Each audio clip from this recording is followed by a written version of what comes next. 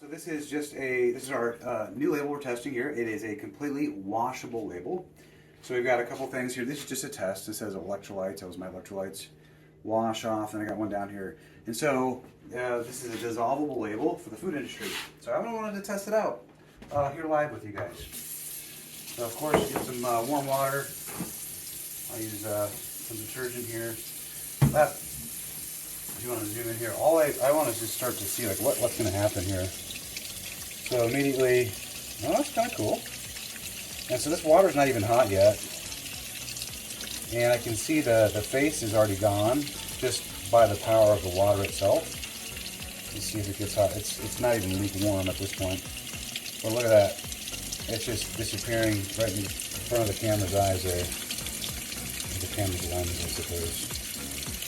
So, yeah, that's completely gone. Look at that. Okay, I got another one here.